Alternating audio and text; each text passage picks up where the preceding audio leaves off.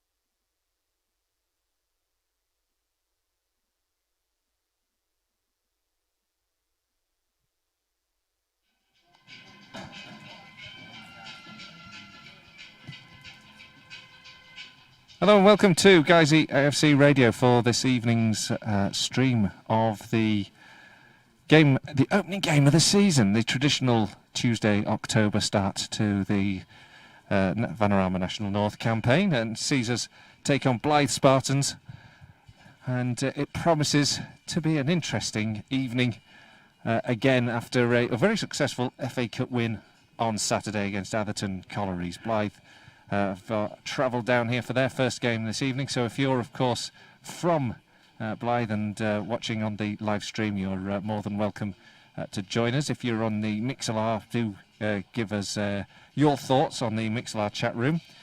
I'm Colin Robertson. Alongside me as well is Nick Keefe, and it's his debut for the season, isn't it, Nick? It is, and this is the strangest Saturday afternoon in August we've ever done for an opening day of the season. I don't really know what to expect. I haven't seen any of the pre-season friendlies. I was pretty pessimistic about the season even starting, and it's sort of a nice surprise that we've got football, isn't it? It's been a surreal occasion. Obviously, you're going through that sense of surrealness as it happens today for the first time. But playing behind closed doors, obviously it's a privilege. We get the opportunity to be here and watch what it is, and it's obviously a very big responsibility for us as well to bring you the action as much as we can. But it's also a very surreal experience, isn't it, in the fact that there's nobody here, opening day of the season, and all the protocols that go on in and around the ground. Yeah, it's strange. Just even the simple things, coming in through a different gate, having to be on a list and coming in. We're wearing tabards like we're working out the back of a supermarket to make sure everyone knows that we're allowed to be sat here. And there's absolutely no fans in the ground, and I don't think we've ever. I've never experienced it, but I can't think of an equivalent occasion in any of the pre-season friendlies or any of the oddities that we would have ever covered before. Even academy games would have more parents and family members here than this, wouldn't they? So it's a strange old experience, but this is the season. This is starting. We will see how far into it we get, but let's see if we can get off onto a strong foot. And you join us just as the two sides are making their way onto the field. Blyth have come out first, as is the protocol, and we'll go through the two teams very shortly. You can hear the atmosphere created by Dave and the Tannoy.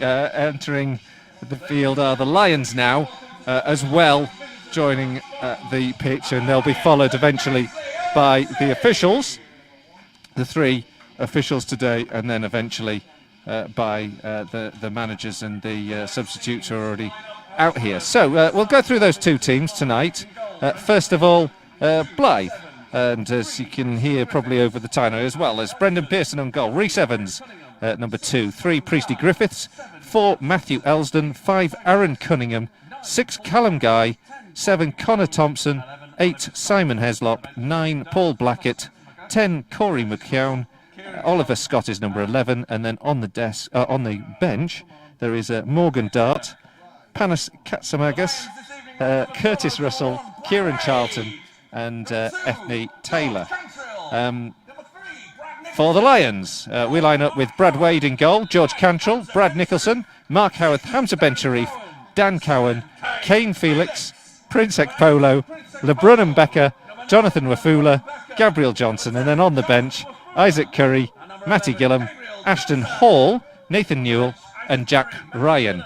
So there's obviously one new name on that list, somebody who we haven't previously known about, but signed today, Sheffield United development player Ashton Hall. So we'll learn a bit more about him. It's all been a bit last minutes to get the team sheet, which is part of the problem. And I already have to apologise to Panos Katsamakas for not being able to pronounce his name and checking with the visiting media. But that's just the challenges of these times. There's no spare hands, is there, on desk at all? It's just all part of the fun, but you maybe have one new name on there. A lot of these players are new to me, Colin, so let's see how we get on.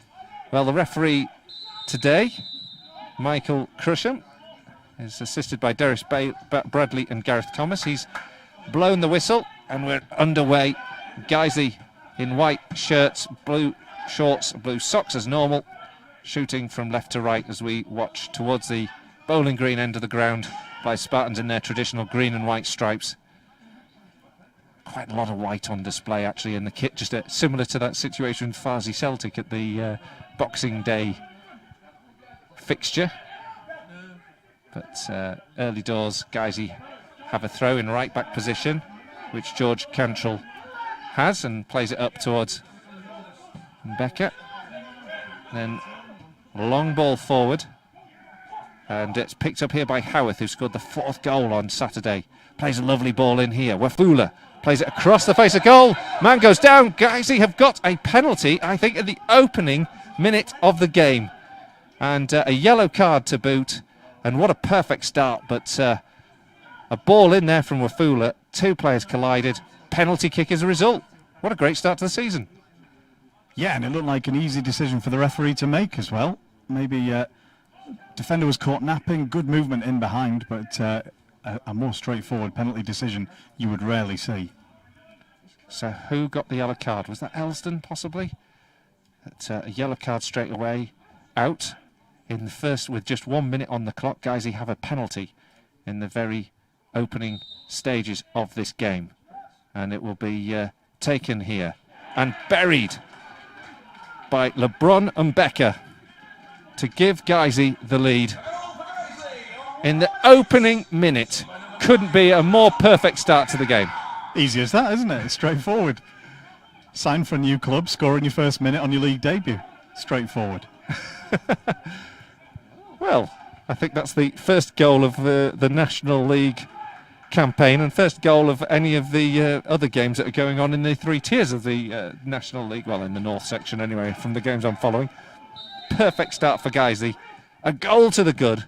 LeBron and Becker from the spot after just 1 minute on the clock, and the Lions have a very early perfect lead.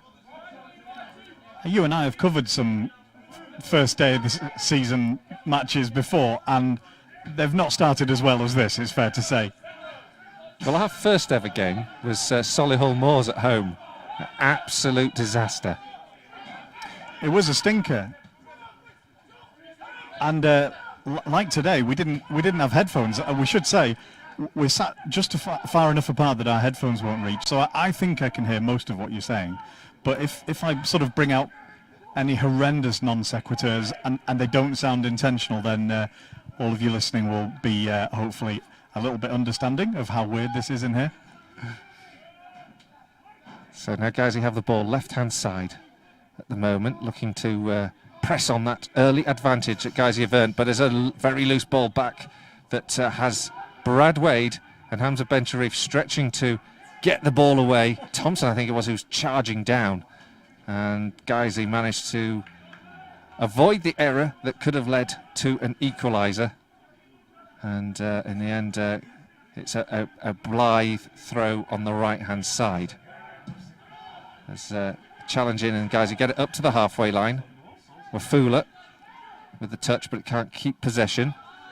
It's collected and recovered by the visitors and played forward and out of play from the ball up towards Oliver Scott. It's gone over his head and out for a throw-in for Guiseley.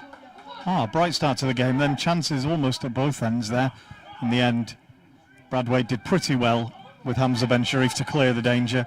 And Guiseley now just trying to get out from the back on the break. Ball out at the left-hand side with Johnson. Johnson and Nicholson combined. Johnson's on the halfway line, looking for a bit of a run to drive the ball forward. It goes in towards the edge of the penalty area. It goes back to the goalkeeper. But Gabriel Johnson blocks it, and it bounces straight back to Brendan Pearson. Johnson stretched his body just in front of Pearson's clearance from inside the goal area. It ricocheted back off Johnson, and from a Blyth perspective, fortuitously, back into the hand of the goalkeeper. What a start. 4 minutes gone. Guiseley 1, Blyth Spartans 0. Well, if Guiseley nearly let the striker in behind the defence at the other end, that mistake was even worse. That time deep inside the penalty area, and then the ricochet, as you say, off of the goalkeeper. Very nearly a second goal. Would have been a dream start. Dan Cowan playing a bit of head tennis on the edge of the 18-yard box. Can't get a firm enough clearance. It's picked up again here. Scott's trying to get past his man. Up and cleared, but Cunningham nods on. Again, Blythe press. and this time earn a throw, about level with the penalty spot. Certainly a relatively even game, despite Guiseley's early lead and that opportunity there for Johnson. The ball at both ends of the field for stages in this first 5 minutes, and yet the Lions have the advantage. A ball forward that has to be interrupted by Becker. Guiseley now defending as Blyth work down this left-hand side. Oliver Scott with a throw here. A few folk on the Mixlr chat room just having their say on the early stages here. You'll enjoy this one, Nick. Oh no, remember United on Sunday is one of the first comments about that first-minute goal. And as a part-time Man United fan, that was where my first thought went. So let's not try and dwell on that. And CDP just correcting me. He always corrects me, and quite rightly too. He says, we haven't scored the first goal of the season in the league. Gloucester scored even quicker than us against Kettering. Oh. Ooh, Gloucester. At least it was against Kettering. Liner saying, come on, Guiseley. And Feldmeister just pointing out the point that, is it my eyes or is there a bit of a kick clash? It does seem to be a little bit of a extra white on the field, just like the Farsi Celtic game. Guiseley meanwhile have a throw just up by the edge of the 18-yard box. It looks like Brad Nicholson's going to step forward and try and launch one long into the box because Hamza Ben Sharif is in there. He's joined by Mbeka, Wafula, and Dan Cowan's on the edge.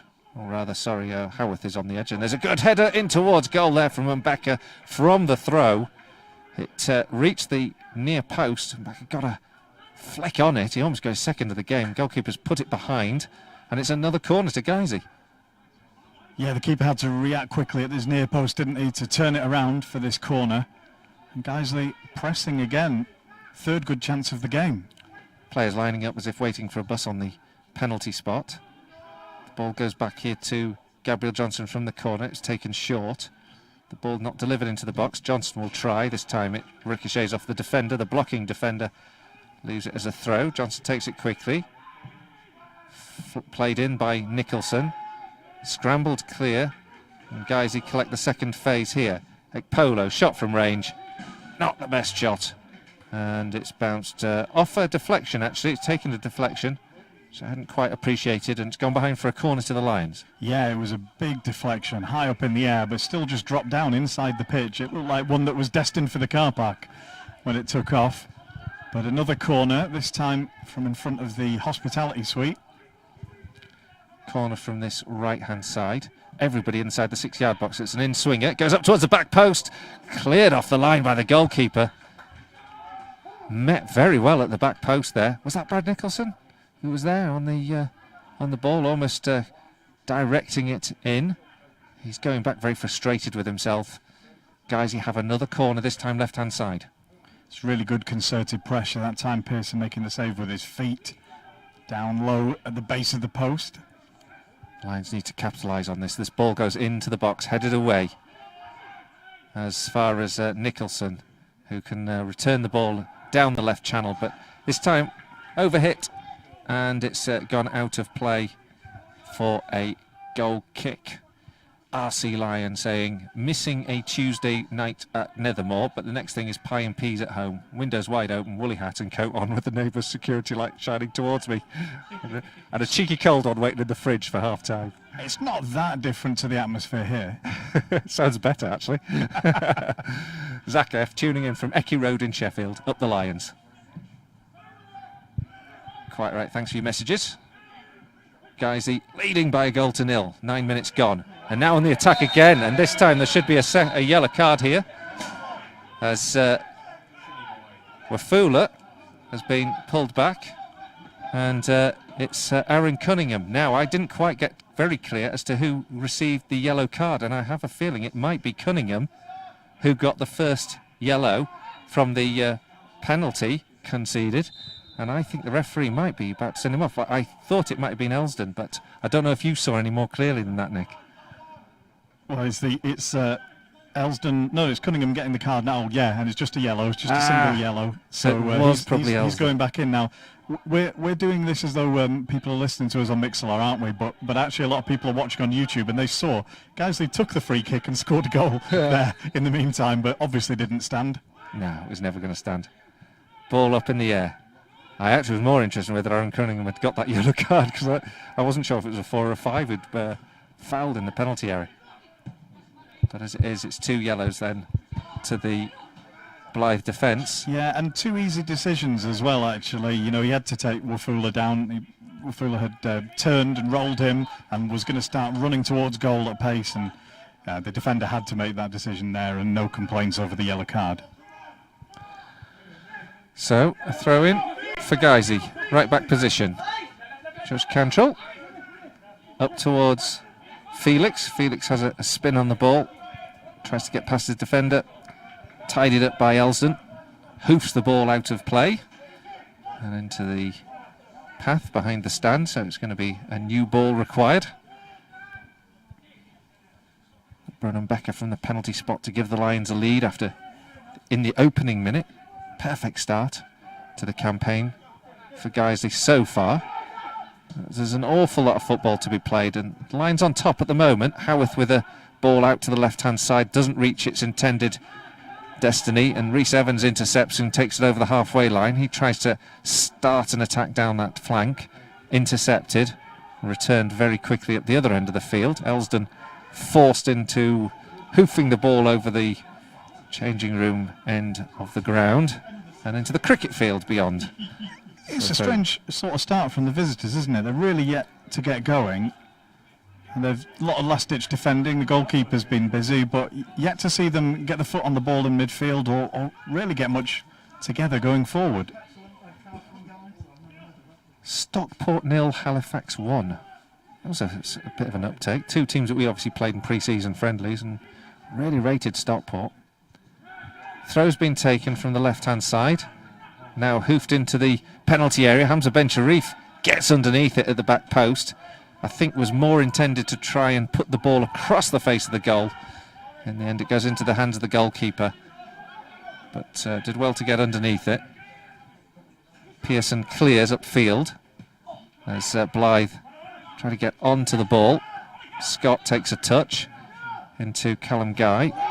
And a heavy touch.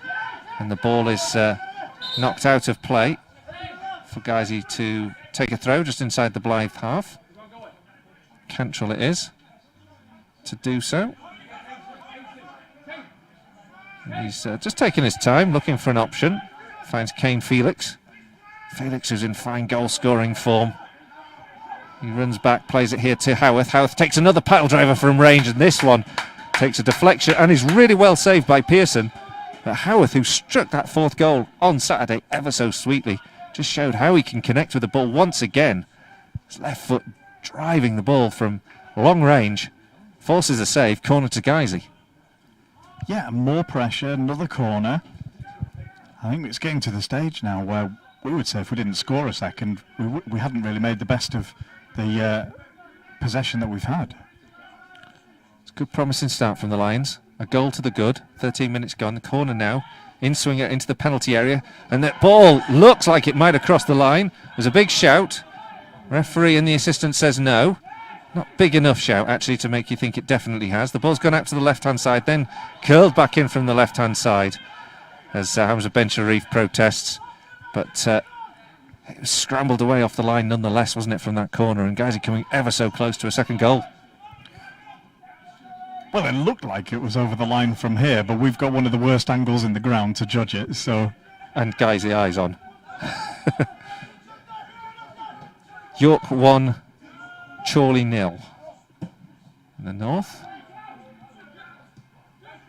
The ball played over the halfway line as Guiseley attempt to move... Sorry, as Blyth attempt to move into the Lions half. It's cut out and then sent down the left-hand side for Felix to chase. He stopped in his tracks, ball knocked over, and it's out for a throw-in that the home side can take, and I think it's Brad Nicholson coming forward. Jack tweets at Guiseley Radio, Nick, did you have to bring your own chips tonight? Did I have to bring my own? Chips tonight. Chips! I have to shout. No, I mean, I've got a kind of caffeine-free, sugar-free Coke in my rucksack, which is about as much excitement as we'll have at half-time. Ball goes in from the throw into the penalty area. It's drilled in by Polo, but there's a cluster of players. He's not going to get beyond them. Wafula causing problems down that right-hand side. Hurrying and scurrying away, but Blyth hold firm. And they have the ball inside the penalty area. Wafula's not letting that one go easily. The clearance ricochets off the underside of his foot and out of play for a throw-in. And it's going to be a Blyth throw-in. The other feedback we're getting is that everyone is absolutely sure that was over the line. It looked clearly over the line from Ilkley, said CDP. And Andy P, rewinding YouTube, suggests it crossed the line. I mean, it did look like it, didn't it? But the camera's at the same angle that we are, so... Possibly worse. Up towards the halfway line. Little flick on there that gives Thompson the chance to chase. He's got some pace. He can cause problems, as was shown in the opening moments just after that goal. Up towards Wafula, though, now as the clearance is made. Wafula flicks it on nicely. Quick throw from Cantrell. Tries to get Wafula back into play early on. And then there's a clearance up towards the halfway line. And it's taken down by Ben Sharif a little clumsily, actually. Not the best of touch. The ball forward now, and Brad Wade is out into left-back position and dispatching the ball into the cricket field. 16 minutes gone, Guiseley 1, Blyth 0. Well, it's clear that Guiseley are trying to use the pace that they have up front to get in behind the defence, particularly now that Blyth have to push on a little bit more and they don't want to sit back. They're going to have to get themselves back into the game. That's the second time that Wafula's looked really dangerous, just spinning on the shoulder of his defender. Throwing on the right-hand side as Blyth attack the Lions' goal. It's a poor bit of communication there. I think that's Corey McKeown who's just knocked the ball out of play. It's not encouraging for Blyth, is it? It's a difficult start to the game they've had. Both trying to play with the tempo. I think Lions' tempo has just had the been more effective. But you can see the pace that's in the attack with Blyth if you can just release the pace of Thompson. But guys at the moment just trying to force the pace as well, with Cantrell pressed up high, trying to cut in field. A challenge comes in, the ball's cleared for a Guiseley throw. Southport 1, Hereford 0 in the north. Harrogate Town are beating Leicester's under-21s in the EFL trophy. Cantrell chasing it down the right-hand side. He's run it out of play. It's going to be a goal kick.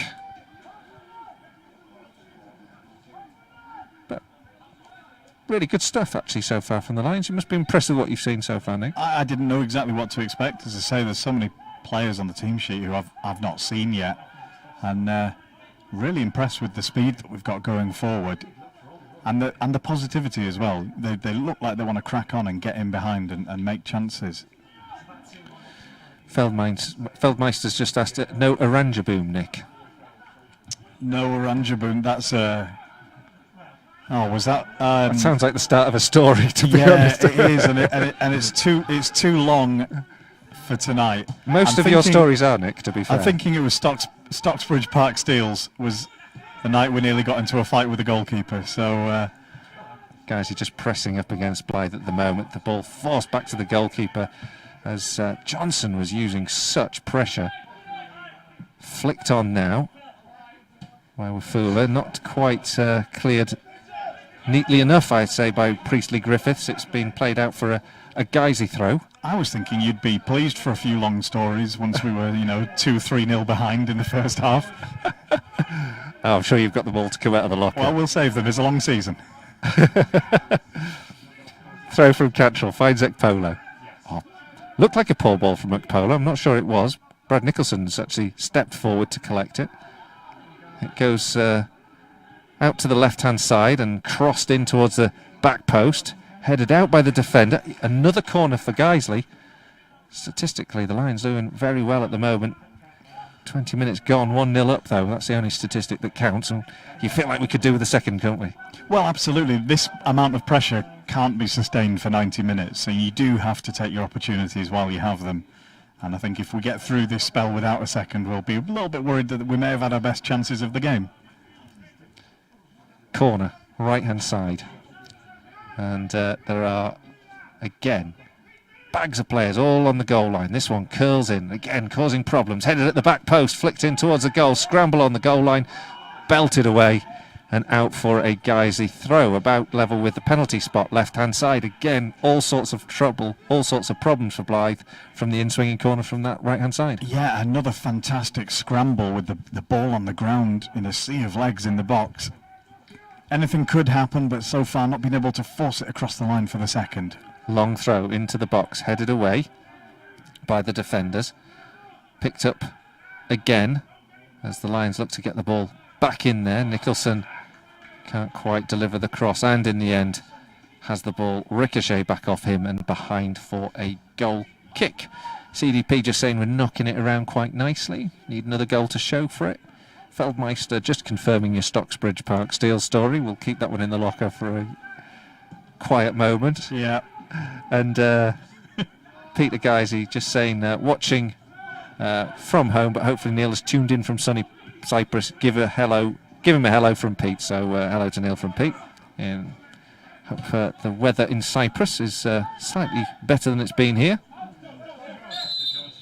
Guiseley again pressing high up the field, causing Blyth a few problems, winning the ball and earning a throw-in, and a great piece of work here from Kane Felix as he tries to go through. Looks like he's just caught the defender who's gone to ground. The Lions keep working forward, and then there's a free kick given against Simon Heslop for a foul on Mbeka, and there's a couple of Lions down on the ground and one Blyth player. That was all full-blooded football there for a moment. Yeah, they both flew into it, didn't they? And then both of them wanted to carry on, and then as soon as they realised the play was stopped, they both made sure they get back down, start rolling around, so that they didn't look like they were the culprit rather than the victim. Correction, Southport 0, Hereford 0. Spennymoor leading Farsley by a goal to 0. Harrogate Town now 2-0 up against the Leicester under-21 side. I don't know really where to follow it. It feels more like non-league football for Harrogate Town, doesn't it, playing at Leicester's under-21s. Zach F just saying we need to take advantage of these corners. They're really effective, aren't they? We've had the chances, and we've had so many of those set pieces now. Well, Rhys Evans just going off for some treatment. The Lions have a free kick. Four-man wall being lined up for Blyth. Bringing another player back in. Blackett coming in to join the defence as Evans won't be involved in the short term here. This one's very central, very difficult perhaps to get the angle and the ball up and over the wall to cause a problem for the goalkeeper, but Brad Nicholson might try. He curls this one in, does very well, forces the parry from the goalkeeper who reacted absolutely perfectly to the danger and palms the ball with pace out for a throw-in on the left-hand side. It was a well-taken free kick, but it was about the right height for the goalkeeper as he was diving, a little higher or lower, and it would have posed more of a challenge to Pearson, but instead he was able to get two good hands behind it and parry it all the way out wide. Long throw into the box, headed away by Rhys Evans. Guiseley collect the second phase, but then lose the ball sloppily. This could be the opportunity here for Blyth to get forward if they can get the bodies forward on the counter-attack. Guiseley need to check this run as Thompson makes a surging run down that right-hand side. He has to check it, go back to Evans. And the Lions have now got the numbers back in shape. And as Cunningham collects on the halfway line, he has to go back here to Priestley Griffiths. And Guiseley now are in more solid shape after that very quick and swift counter-attacking opportunity that might have had the Lions a little stretched. First time we've seen the visitors moving it around purposefully, actually, and they picked up the tempo there with the ball. Didn't make a huge amount of progress, but looking threatening for the first time. And like you say, it's forced Guiseley back into shape. It's been quite fluid for Guiseley on the attack, but now they're tucked in and pressing once the ball gets inside their half. Priestley Griffiths rolling the ball out, collecting it back. the man at the back, just trying to find some movement, and in the end has delivered a difficult ball that's been lost, and Kane Felix almost capitalises.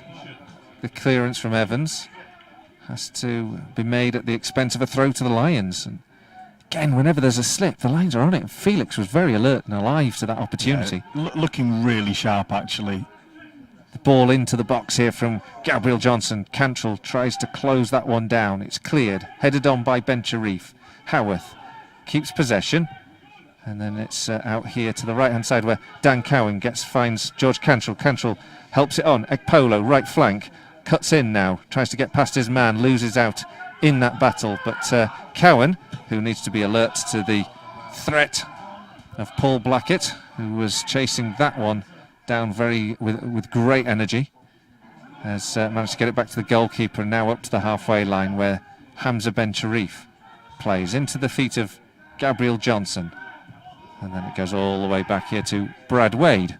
26 minutes gone, Guiseley leading by a 1-0, a penalty that was taken by LeBrun Becker after a foul in the box in the very first minute of the game. Guiseley now just making a bit of heavy weather of this, working out the ball from the back. Thompson now on that right hand side can deliver it into the box. Swipe at the ball by Hamza Ben Sharif, and he mishits it. It goes behind for a corner, Blythe's first corner of the game. And Lions putting themselves under pressure there. Yeah, first moment of real uncertainty at the back for Guiseley, and as you say, Hamza sliced that up in the air and behind onto the sidings, behind the wall. First corner of the game, I think, for Blyth? I think so. Pressure on now for Guiseley. Defensively, after trying to apply it at the other end of the field in the opening 20-odd minutes of this game. But here there are plenty of green and white shirts in the box. This one swipes in. It's enough of a palm on it by Brad Wade to take it away, but it's come out to the left-hand side and curled in towards the edge of the 18-yard box. Headed away again. Polo now collects. Could Guiseley counter-attack? Kane Felix is starting to run down the left-hand side.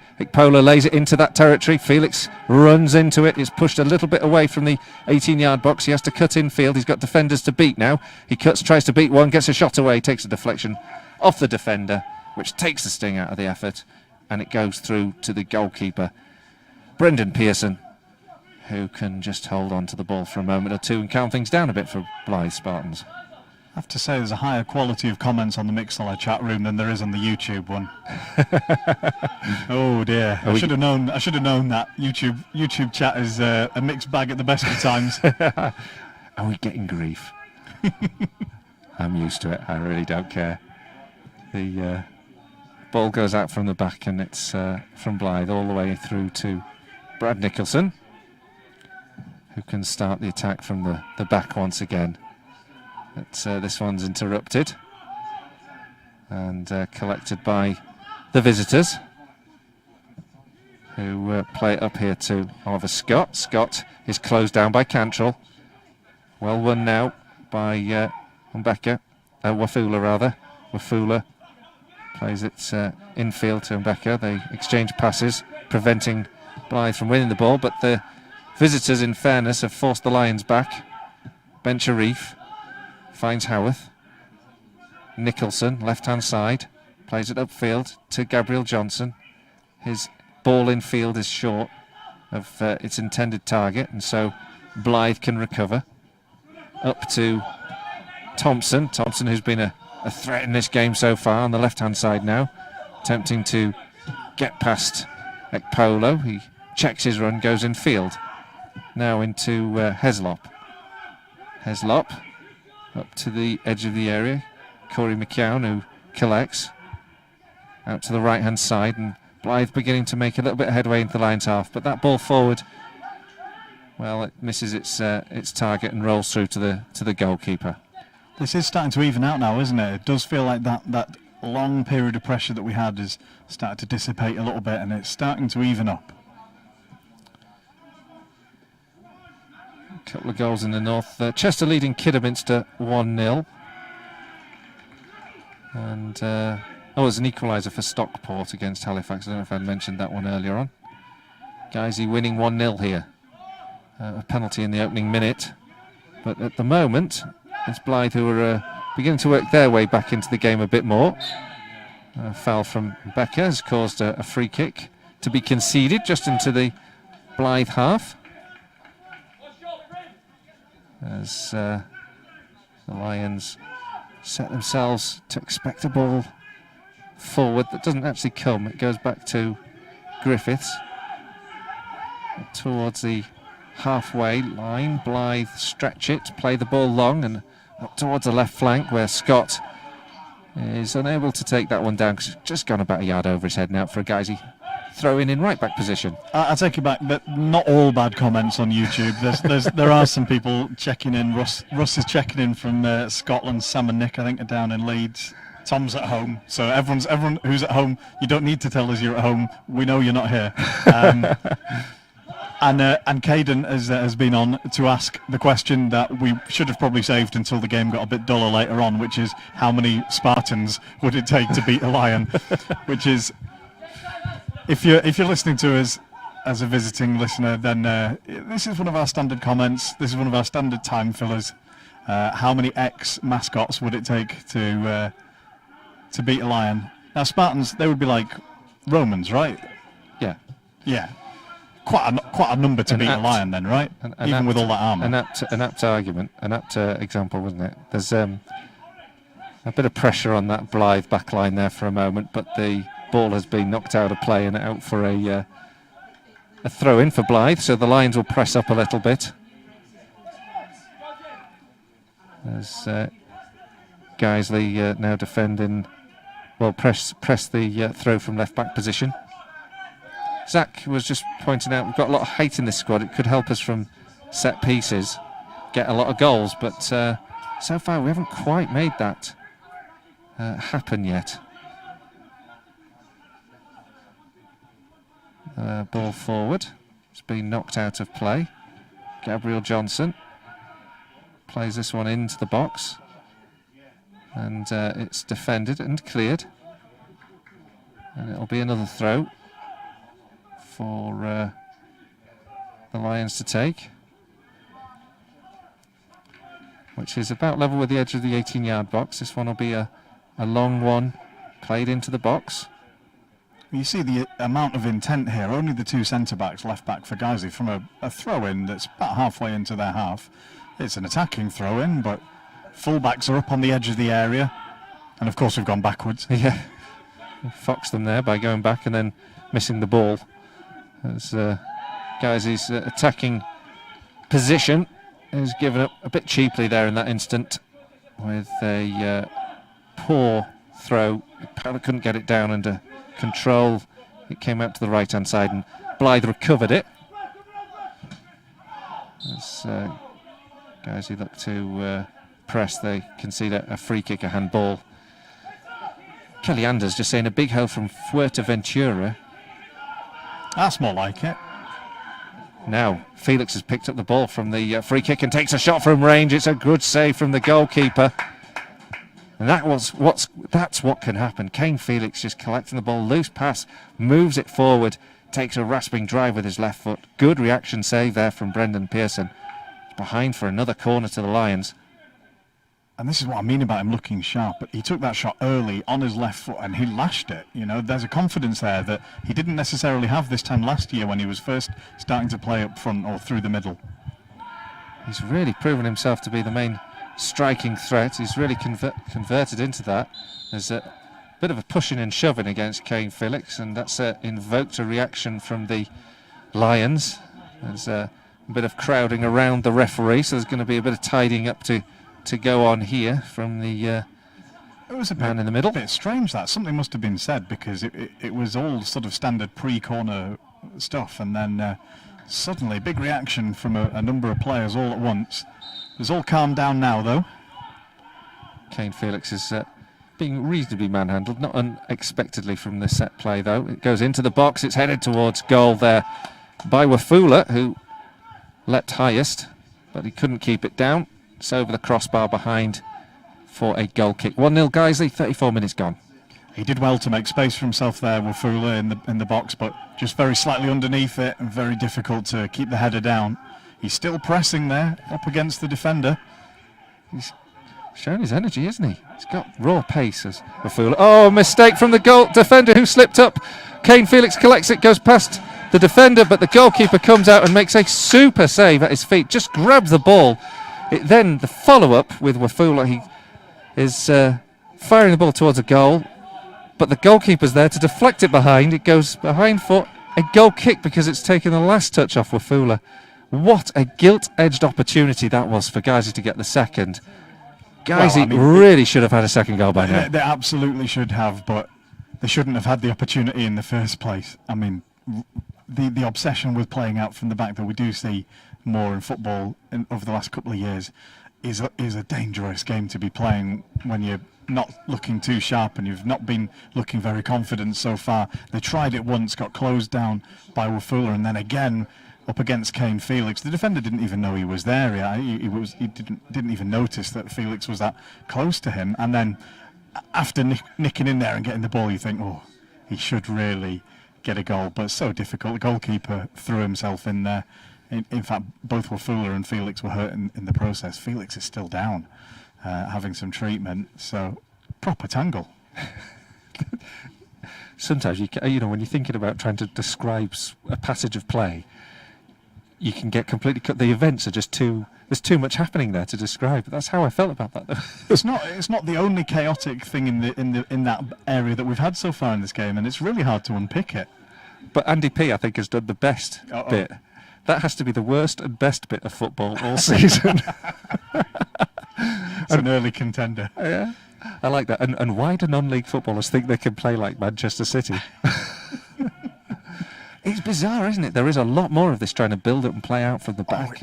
It's a nice idea, but they were playing it around inside their own area because Wafula and Felix were so far up. It's a bit like an overhead kick, isn't it? If you perfect it, it looks fantastic. If you get it wrong, you just fall on your ass, your rear end.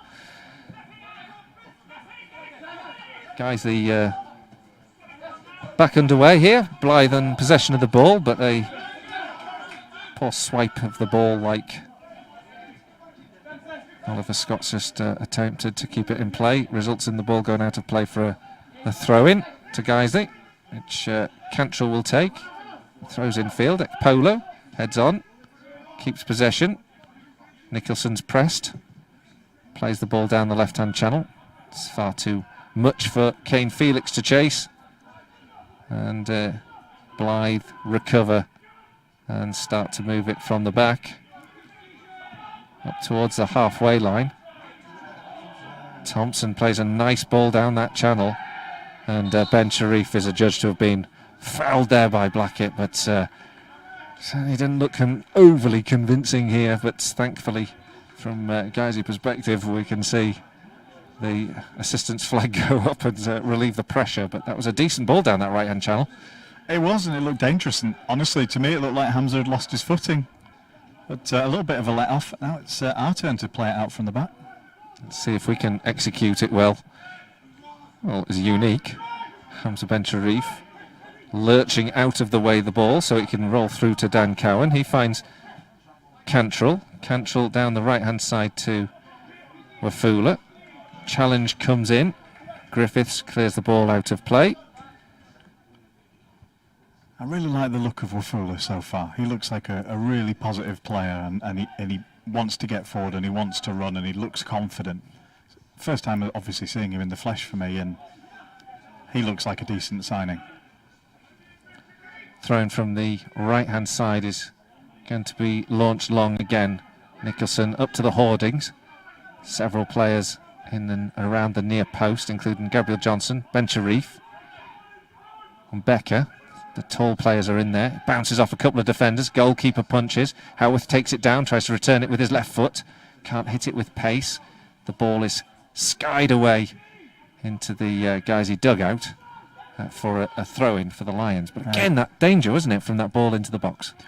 Look dangerous every time we get forward there at the moment, and it's the use of extra bodies. I mean, George Cantrell has been so far forward in front of us for most of this first half, and Nicholson as well on the other side.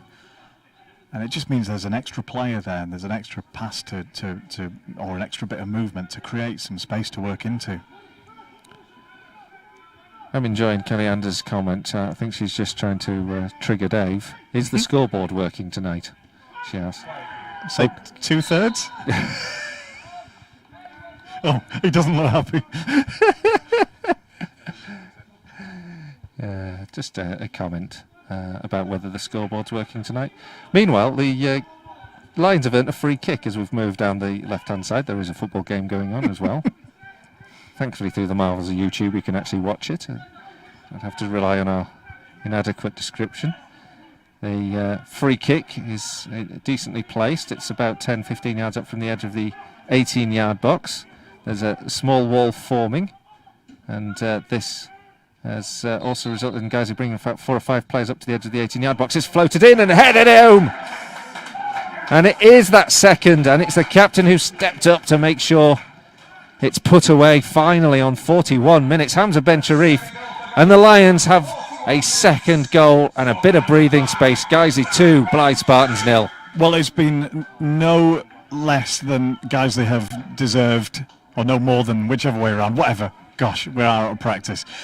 Hamza timed his run perfectly from deep there. He's running on towards the in-swinging delivery of the set piece so that he can watch it coming over his shoulder, power his head through it, straight into the back of the net. No chance for the goalkeeper.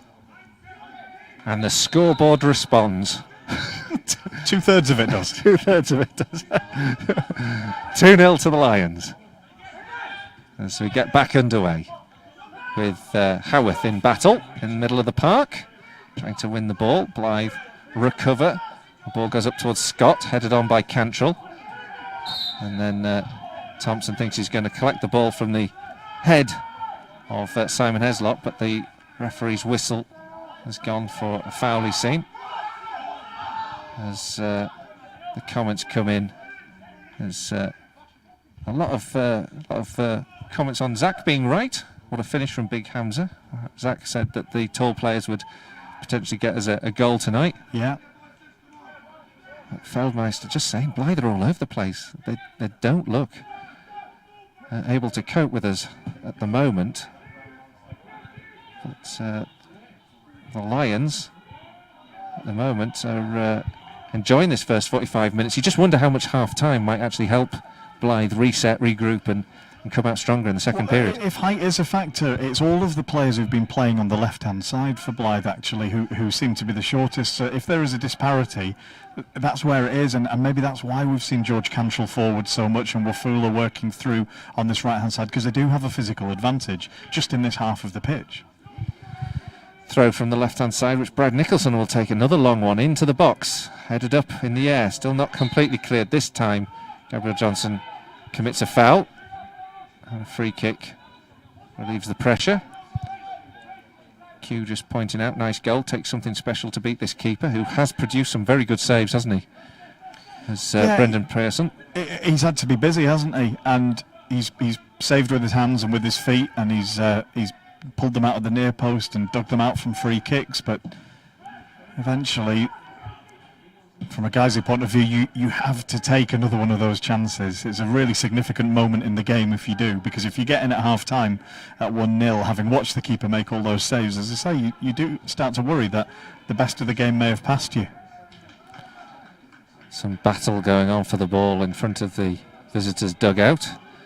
In the end, it's just resulted in a throw-in for Blyth, which they take and move the ball across the back line.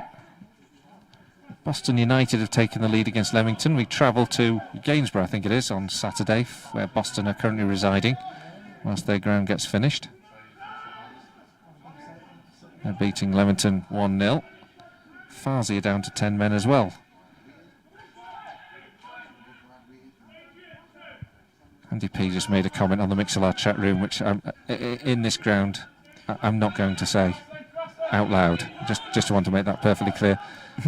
The ball's gone back and forwards from the Lions. Actually, it was going back towards Ben Sharif, and then launched long, and then sent back into the hands of hands of Brad Wade. I'm seeing this tactic more and more now. Look, as we're resetting to start again, George Cantrell's up almost with the strikers, but Brad Nicholson isn't, so it is asymmetrical. We are trying to do it down the right-hand side almost every time that we start at the back.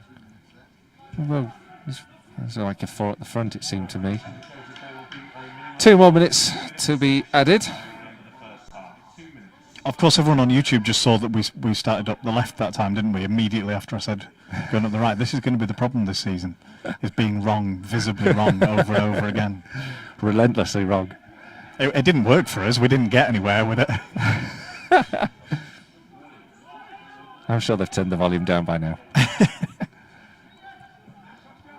Ball's up towards the left-back position. Put out of play by Nicholson. Chance here for Blyth to force a bit of pressure onto the Lions. Be a great time for them to pick up a goal before the break, and they've worked the ball into the box. Nice lay back here. Good challenge comes in there from Ekpolo. Then Felix works back really well. Finds the ball to Howarth, gets it back from him. Up on the left-hand side is Wafula, but Felix fancies a run at this potentially. He's got Johnson as well up there with him. In the end, he tries to thread it through, but can't get past the defence as he tried to find Wafula, who was in a more advanced position. The ball cleared and out for a throw for Guiseley. That should take us towards half-time, I would hope. Felix was waiting and waiting for an opportunity to play a teammate in that just never came. And I wonder if he had decided to turn and run at the defender, whether he might have had him. Now picked up here from the throw by Polo. He's having a run towards the edge of the 18-yard box. He was shaping up as if he was to shoot from distance, but Blyth closed that down. Another clearance. Out for a throw.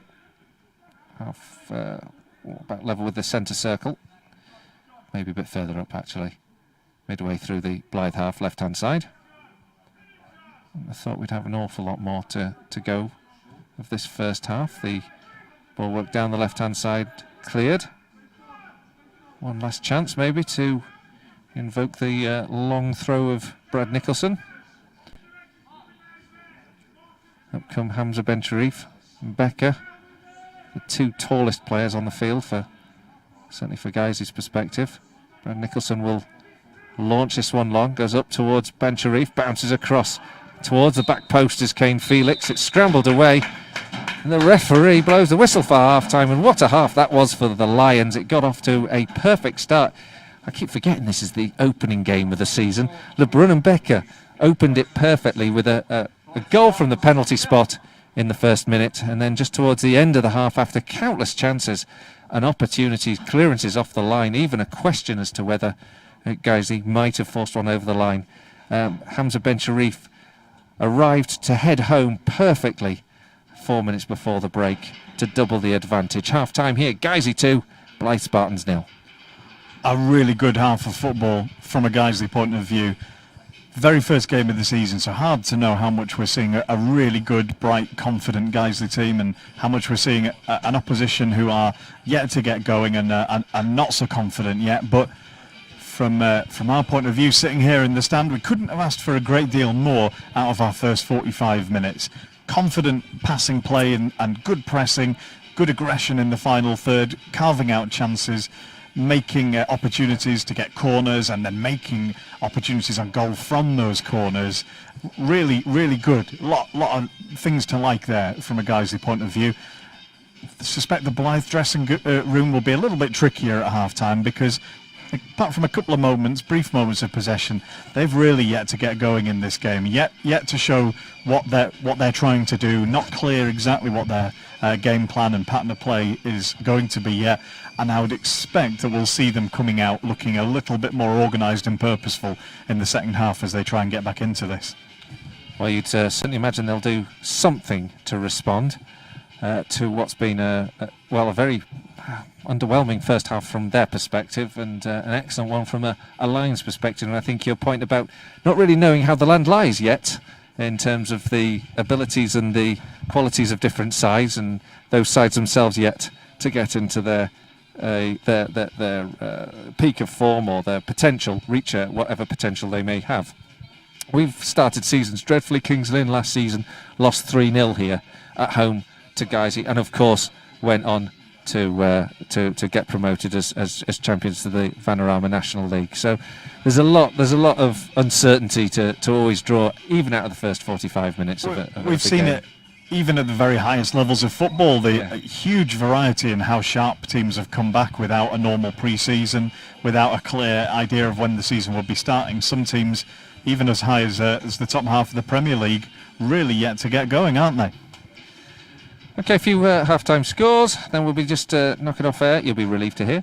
Just for a short while, grab a cup of tea. Let's just go down the games that we usually follow here on Guiseley Radio, which is the National League and National League North, and we're also having a look at the pitching in non-Premier League.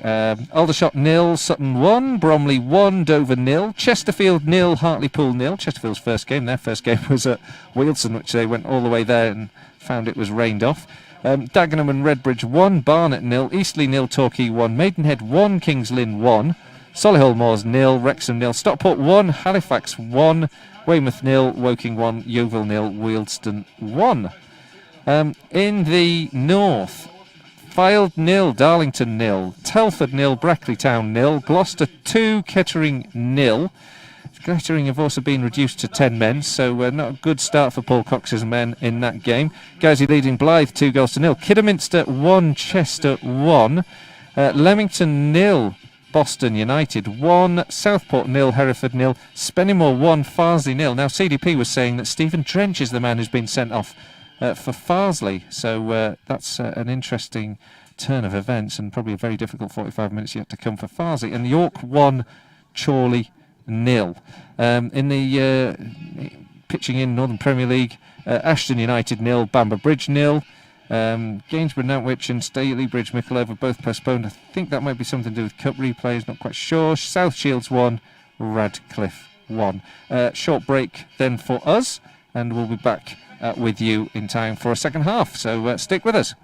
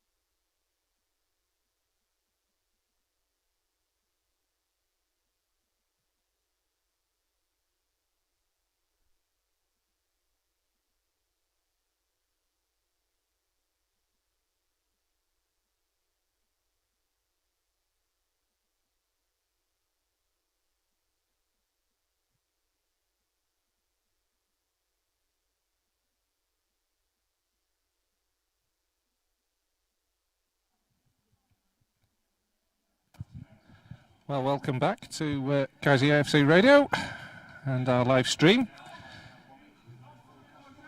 The second half just about to get underway. Nick has a apology to make very shortly, but in the meantime, the referee just checking on the two sides. Now, I didn't see any substitutes at half-time, so we are as we were as we get underway for this second 45 minutes. With Guiseley leading by 2-0.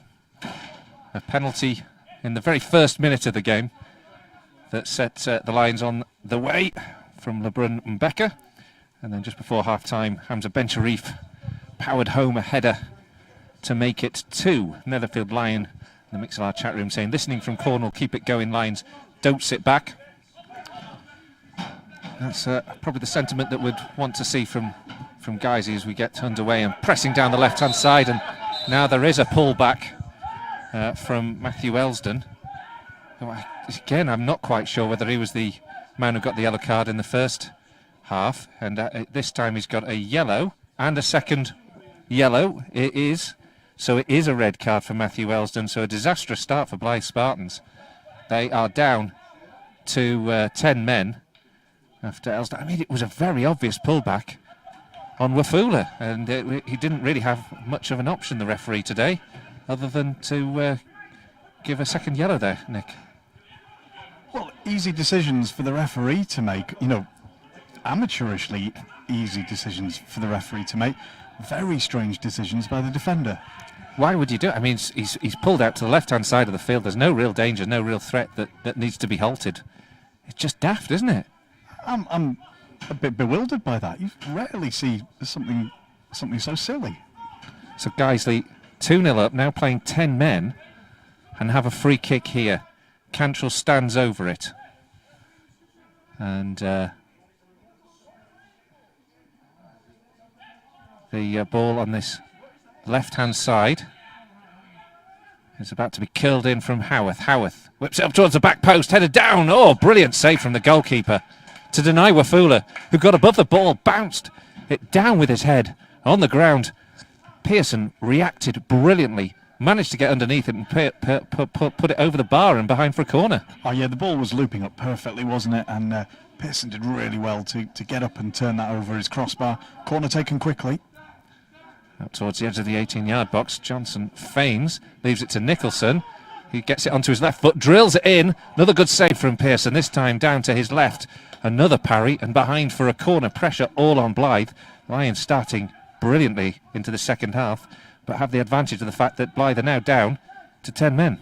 Yeah, but from these set pieces, the main difference that makes is that there's not anyone left forward in a green and white striped shirt. Actually, at the moment, this is much like the corners and the patterns that we saw in the first half of the first 45. Corner goes in this time towards the near post. Scramble away again, put behind, second corner. Just 48 minutes on the clock, just 3 minutes of the second half. Guys, you've had a number of corners, forced a save and had a man sent off. Corner comes in from this right-hand side, up towards the edge of the 6-yard box, parried away. Picked up by Kane Felix inside the penalty area to the left of the goal. Goes back, gives Nicholson a chance to collect it, but again scrambled away. No outlet here for Blyth at the moment. Now they collect the ball and they can force it forward. Looks like there's going to be a substitution for the visitors as they'll reorganise things now that Matthew Elsdon has been sent off for a second yellow. Very silly decision as well from Elsdon. Ball down this right-hand side. Cross comes into the box. A lunging challenge to clear. Another corner to Guiseley.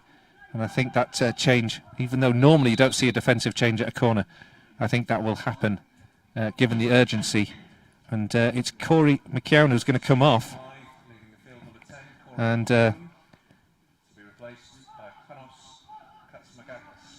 Katsmagagos is the way that Dave's pronounced it. I'm going with that.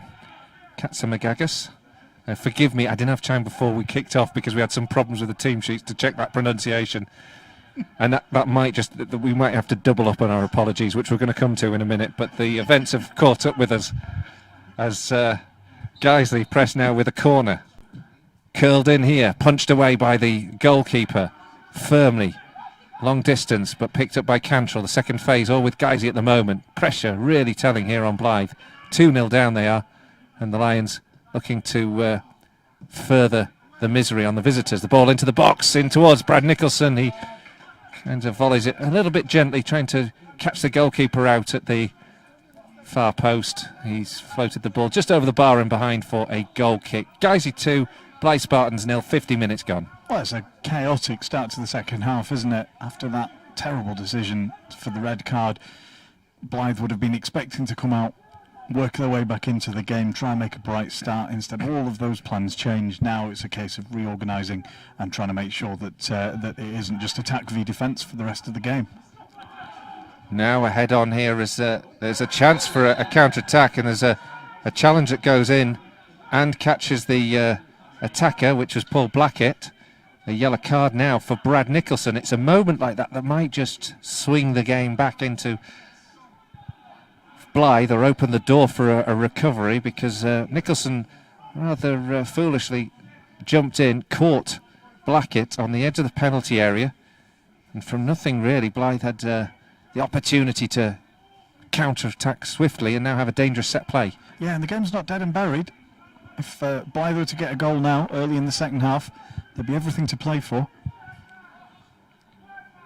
So the wall is going to be brought back. The three-man wall is about 5 yards away from where the referee wishes them to be. On the edge of the 18-yard box, there are 4 Blyth players on the edge of the 18-yard box for this one to be curled in. Scott drills it high and over into the car park. They'll be disappointed with that. That's a real waste. It was a good shot if he was aiming for my car, but a poor one if he was aiming for the goal. So is it now your time to issue your apology to Sparta, Kev? Well, we're sort of theming our apologies, actually, unintentionally. So we've got an entire nation to apologise to accidentally, haven't we? Yes, Spartans, not Romans, but Greek. And a shame is great. More than one empire around in those days, and yeah, showing my very, very basic understanding of history and nearly getting smacked in the face with a football for my sins. That Jimmy's just saying that might as well have stayed in the changing rooms. I think they're obviously referring to Blyth. They're recovering the ball, actually. They have set themselves pretty reasonably after having conceded that, or lost the player rather. They've started to make a little foray forward. But Guiseley have recovered the ball now, and Wafoul has played it out to the right-hand side. George Cantrell is just a little heavy with his first touch. It allows the challenge to come in from Griffiths. The ball's out of play. Guiseley will have a throw on the right-hand side. Are you sitting your apology out then? Are you not bothering? That pronunciation, undoubtedly, a dreadful attempt. So I've looked up, and he is actually Greek, as far as I can tell. Well, you know, clearly, my pronunciation will continue to be unacceptable. So I apologise in advance. Normally there's only like 24 people listening to this rubbish. Long throw from the right-hand side. And it's picked up here by Felix, but he can't collect the ball and take it past his man, and in the end commits a foul, I think, in trying to recover possession. I suppose you don't want it to be too good, because then people might be tempted to carry on listening once fans are allowed back in. There's no fear of that. No fear of that. So free kick to Blyth in their right-back position. And Chorley are 2-0 down now to York. Ball's headed up and into the Blyth half as the clearance is made. It's picked up now by Johnson, who's running down that left-hand side, tries to cut in from the defender, does well, finds Kane Felix. Felix lays it back to Ekpola, goes to the other side, tries a different angle, goes to the right where Dan Cowan stepped up. Cantrell stretches to claim the pass from Cowan. Howarth, nice ball into the box, trying to get Ekpola away. He battles and wins the ball inside that area. The cross into the box now from the right-hand side is cleared. And Guiseley can recover the second phase again, but a slightly difficult ball for Ekpola to take down. Results in Guiseley almost losing it, but the Lions do collect. Brad Nicholson now runs forward, drills it from range, blasts the ball high over the bar, and thankfully just to the left of the scoreboard as well. and it's behind for a goal kick. Still Guiseley 2, Blyth 0. Blyth down to 10, 54 minutes gone. Well, it does look at the moment like this game is all destined to go in one direction. But, of course, whenever we've said that in the past, it's nearly always been wrong, hasn't it? At the moment, Guiseley are pressing well in midfield. They're winning the ball. They're moving forward quickly and with purpose.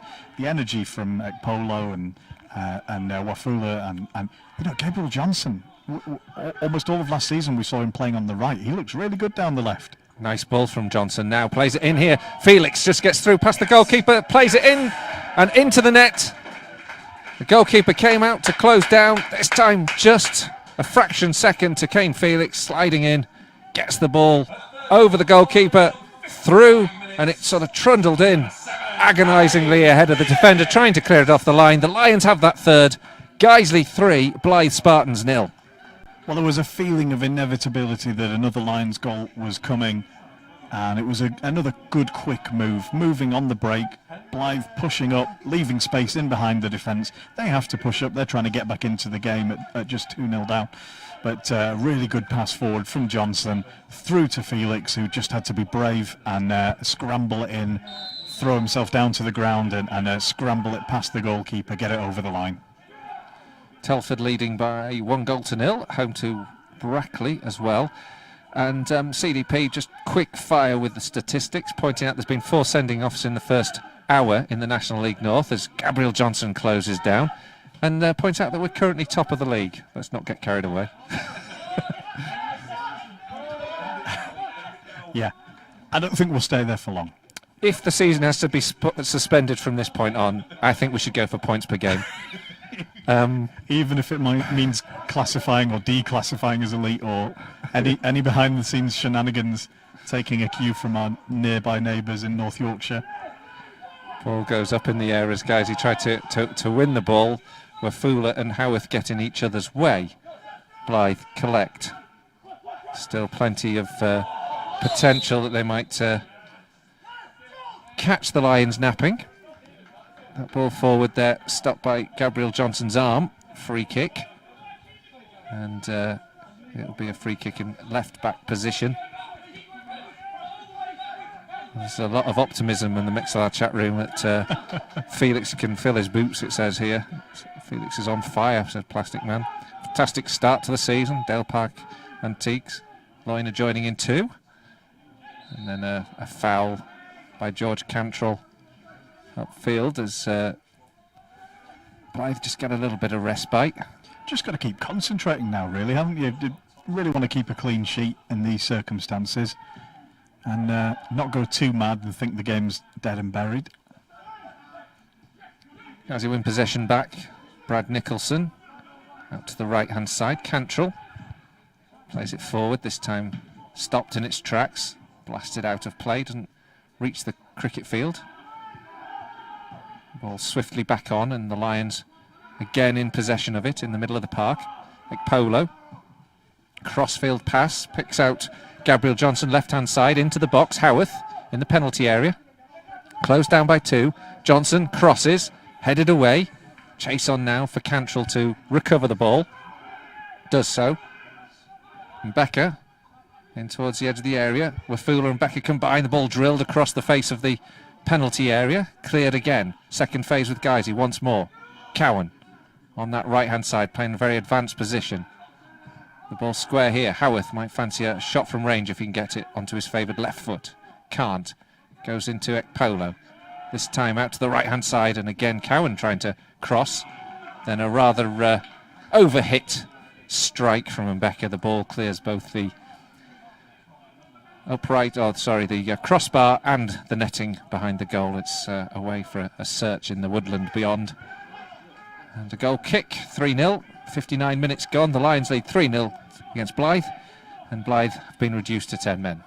It was lovely football, that, until the very finish, wasn't it? A couple of good moves in succession there, and just a shame to see that loose shot at the end as the punctuation mark at the end of all of that passage of play.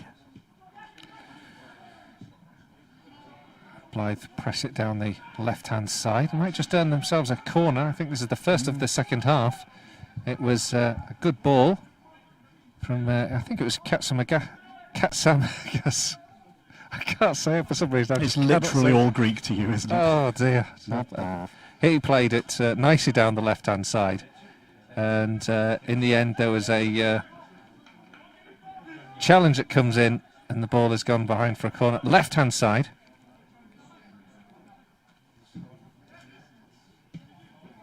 And the ball into the area. Scrambled away, back out to the left-hand side. Played back in here. Blyth still keeping it live. A jump on the edge of the 18-yard box. Chance for a drive towards goal from that left flank. It comes in, but there's too much on it. And it's out and into the car park, rather snatching at the half chances that are coming, aren't they, when they get a spell of positive play and spell in the final third of the Lions' half. Yeah, best chances of the game, weren't they? But you can see there's a sense of desperation to grab a goal, whether it's a consolation or to try and get back into it. Not quite sure what it would be. How's he trying to play it out from the back against the high press? It's played across to the right-hand side. Polo keeps it in play, then sent long down the right channel. Felix will chase and cause trouble with that pace. He blocks the clearance. It's out for a throw-in for Blyth. Visitors take it back and launch it long from left-back position. This time it's out of play for a throw-in on the halfway line. Taken short, and Becker collects it from Dan Cowan. And then the ball played long by Guiseley up to the right channel. Taken down this time by Wafula. And now George Cantrell starts a run by jinking past his man, plays it down the right-hand side. Wafula could get the ball into the box. He's closed down well. The ball just rolls out for a throw-in, about level with the edge of the penalty area, right-hand side. Good move there from the Lions, though. Yeah, and good to see that we're keeping the tempo going. There'll be a lot that the managers want from the rest of this game. Practicing all of the things that they've been working on in pre-season training, the patterns, the shapes, the styles of movement that they want. Might also yet be an opportunity for one or two substitutes to take their bows. They're all out warming up at the moment. We've got a new player as well, Ashton Hall, on the bench. This long throw goes into the box. Goalkeeper loses it slightly, but this time it falls to a defender. Probably the first mistake he's made all day. It's been excellent. George Cantrell now plays it down the left-hand side, finds Johnson. Johnson keeps it in play, finds Cantrell inside the penalty area. He twists and turns, gets it across the face of goal, scrambled away again. Guiseley pressing and pressing. Prince Ekpola, though, now has to be in defensive duty, as does Dan Cowan, to stop the pace of Connor Thompson as he collected the ball down the right-hand side and had a good drive forward down that flank. Goes out to play for a throw. The Lions back into defensive positions. And the Lions, again, snuff out any forward advancement, really. As it goes all the way back here. Callum Guy and Brendan Pearson, the goalkeeper who's been in fantastic form this evening. He lofts it forward into the Lions half. And Thompson earns his side of throw under the aerial challenge with Brad Nicholson. Throw goes short from Rhys Evans. Evans, under pressure from Gabriel Johnson, is dispossessed by Johnson. Felix collects, Evans chases. Felix's ball isn't in the right direction in the end, and Blyth clear. They try to exploit the opportunity to get forward with Blackett collecting it just ahead of Hamza Ben Sharif. And the referee in the end has given I think a free kick, has he? Or a throw-in. It's gone out for a throw. So Blyth can bring players forward and try and push up high, but Guiseley will have the throw in left-back position. Yeah, and almost inevitably they're having more chances once they're 3-0 down and down to 10 men. And this is the thing that you want if you're Ross and Marcus. You want to see the team close the game out and not switch off in these final 30 minutes. Thompson now trying to get past Brad Nicholson, but Nicholson's too wily to that, just keeps a close eye on him, gets his body between him and the ball and allows it to roll out of play for a goal kick. Dale Park Antiques saying the new signings are looking to be good additions to the team.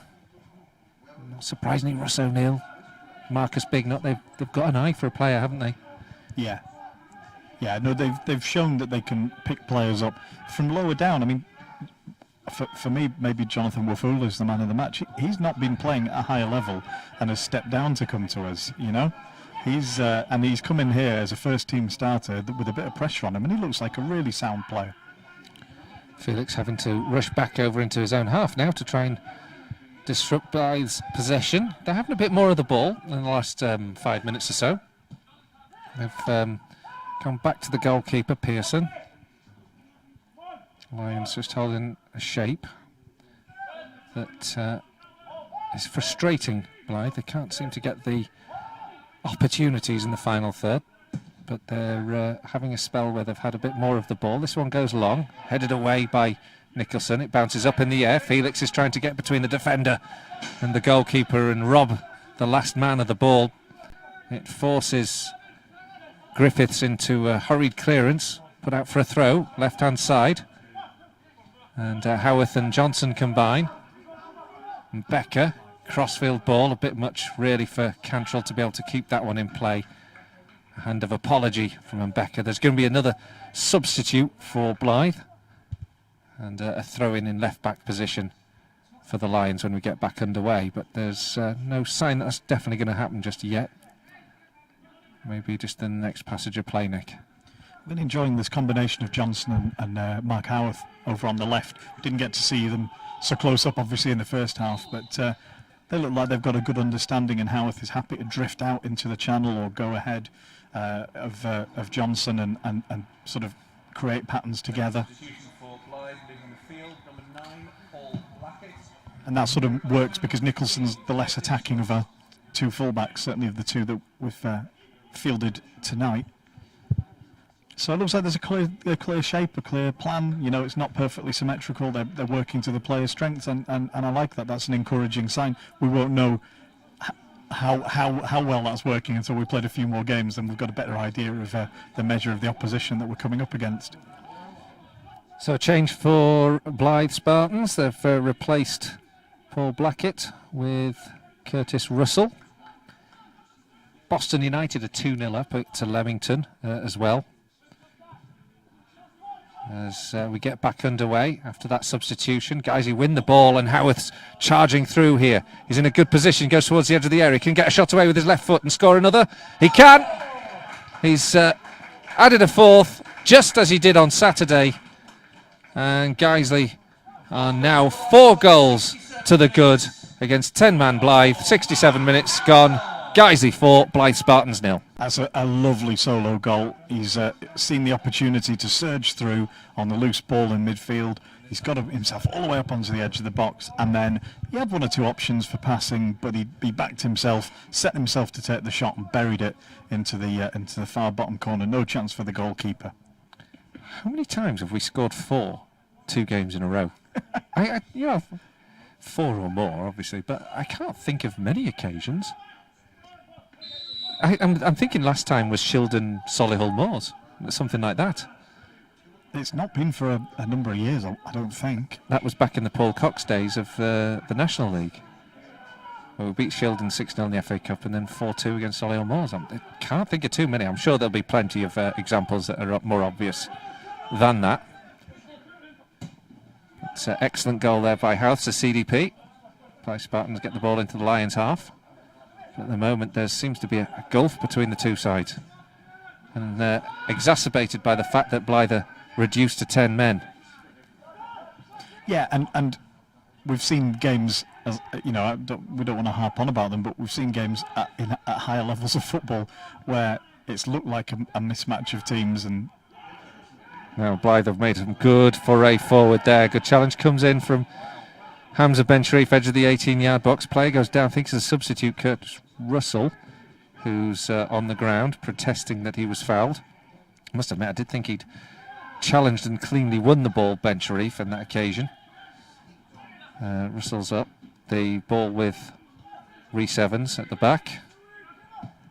And it's forward and up into the left-hand position as Blyth attacked the Lions' goal, and then a challenge comes in from Cantrell and a foul is made. This will give the visitors a chance for a set piece that will allow them to get some big men up from the back and maybe capitalise from one of their best opportunities. Really, will probably, you'd imagine, when you're playing with 10, can often come from a set piece such as this. Yeah, although they're still leaving both of their full-backs back. Earlier in the half they were only leaving one defender back after they'd gone to 10 men, so they're not 100% committed, but there's a good number of Blyth players lined up on the edge of the area looking to get on the end of this ball. Curls in towards the edge of the 6-yard box. It's headed away though, and the finishing clearance is made by George Cantrell, but the second phase has been picked up, and again Russell, who looks like he wants to take his chance on the field this evening. He's full of running and trying to create something. Another free kick has been given, this time for a foul. I think that the referee saw Wafula commit, but I'm not quite sure I saw that one quite as clearly. But the free kick is now Blyth's, about 5 yards up from the edge of the 18-yard box, taken quickly.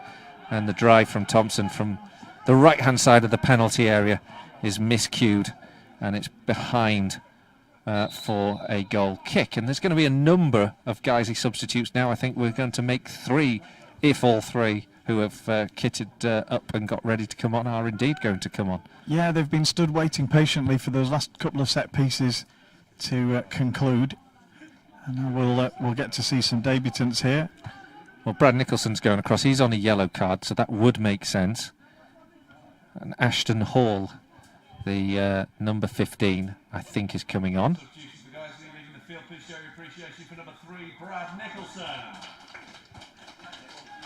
That's, I did wonder how Dave was going to do the stadium announce.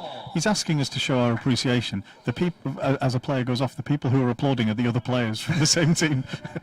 Well, it's working, isn't it? You see, normally we like our headphones on because we can't hear ourselves with fans around us.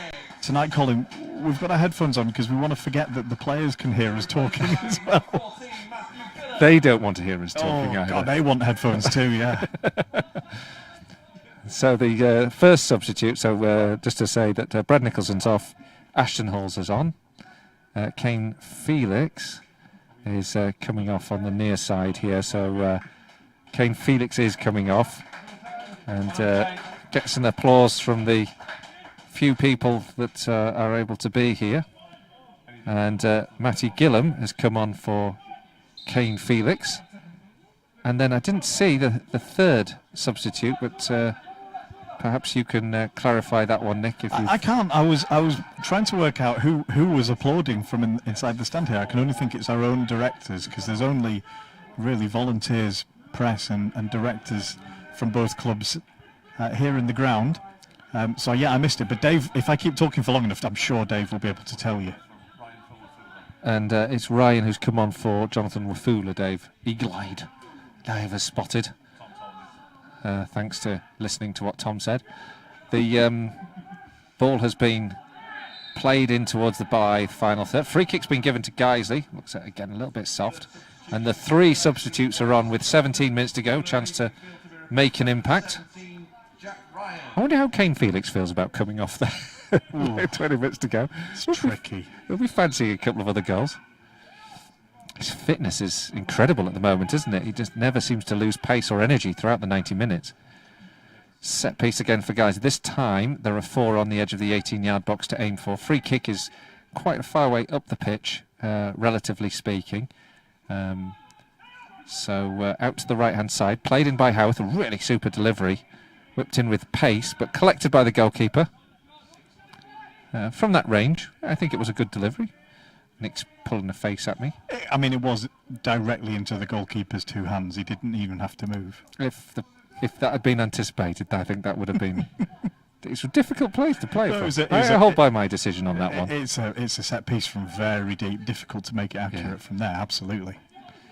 Andy Otley's just saying, just logged on to discover we're 4-0 up. I shall have to be late more often. Andy, you're not joining us until an hour. We're going to block you until that point now. It's just saying, these things live. These superstitions.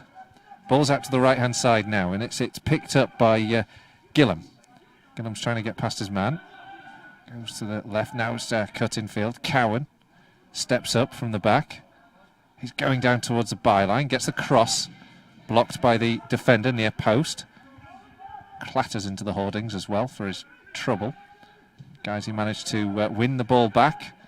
And down that right-hand side, Cowan plays it back across the face of goal, and this time again intercepted near post and cleared, forcing a bit of defensive duties for the new man, Ashton Hall, who in turn concedes, I think, with his first effort on the pitch, a free kick.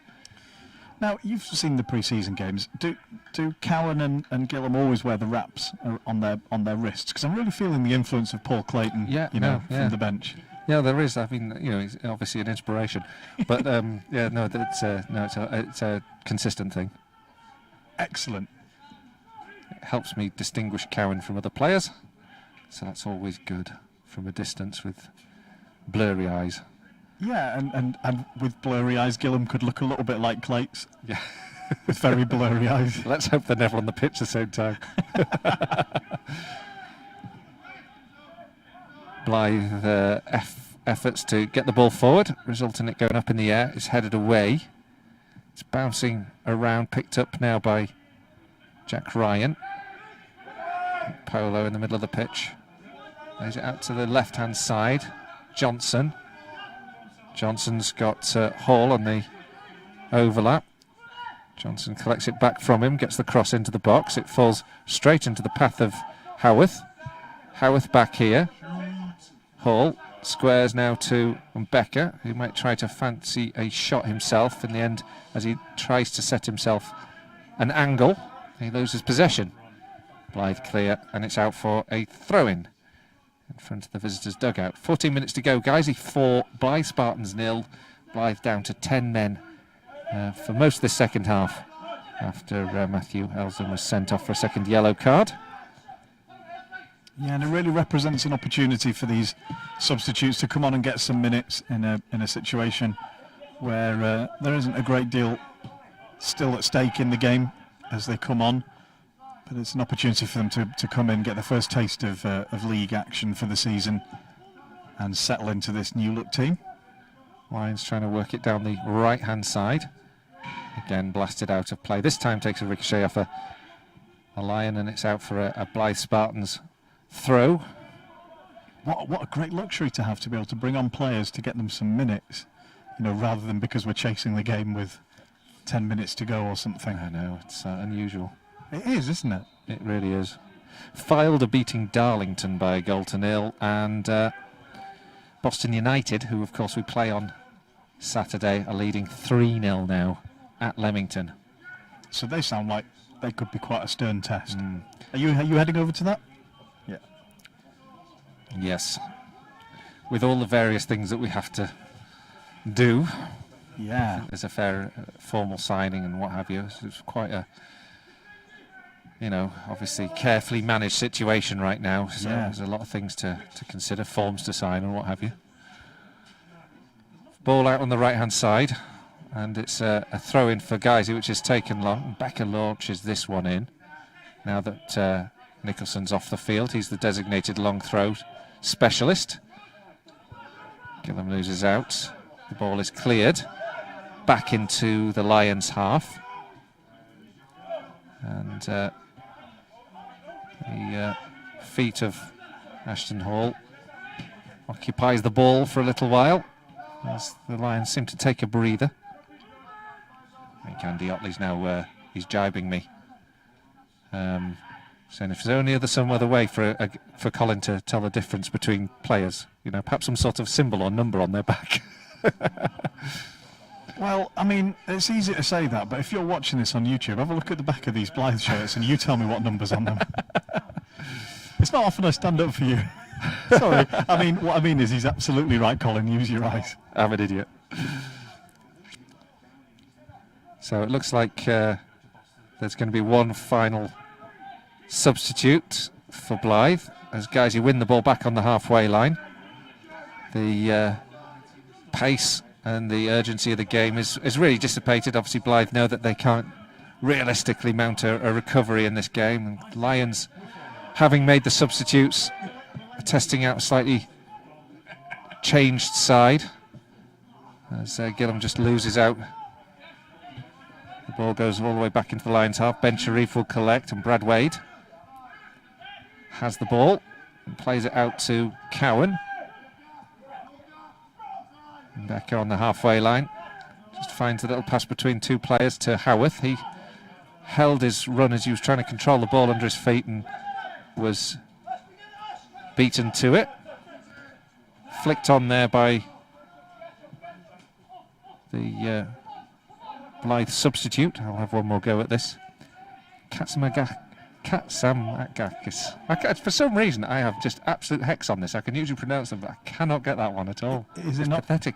I'm going to have a go. Is it Katsamagas? It probably is. Is it not dreadful? Yeah. Now Guiseley on the attack here on the right-hand side. The ball drilled in, ricochets off a couple of defenders, goes behind, and it's a corner ball. Normally I'd check with the visiting opposition, have a chat, practice it through. Everything was just so frantic before kick-off today. I didn't have a chance to do that. No, it was all very different, isn't it?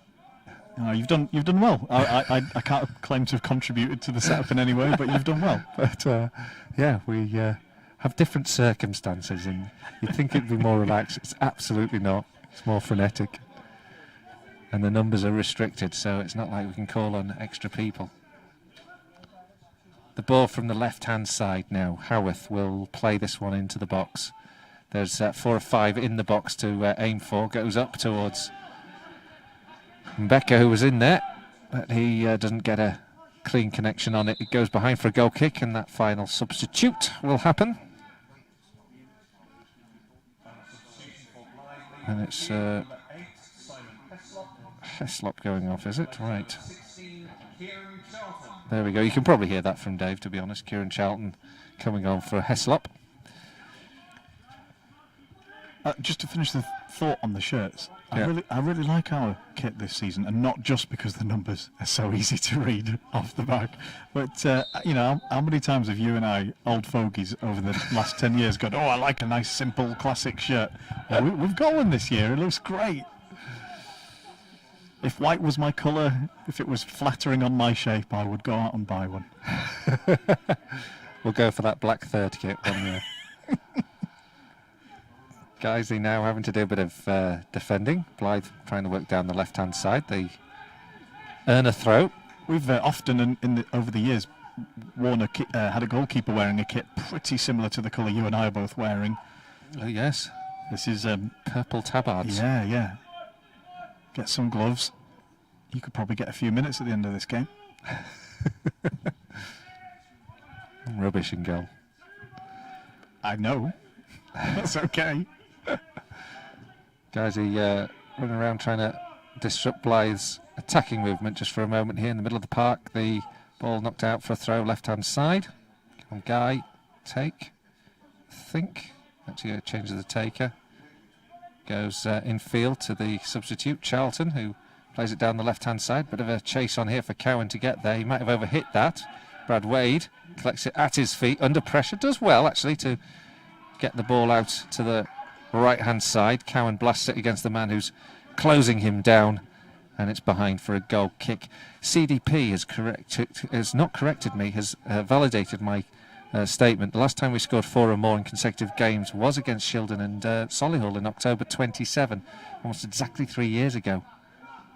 Which I don't know if that's good or bad. It feels bad. It feels like there should be occasions where you get a couple of 4-0s, especially with an FA Cup and a league game back to back. But that's how long.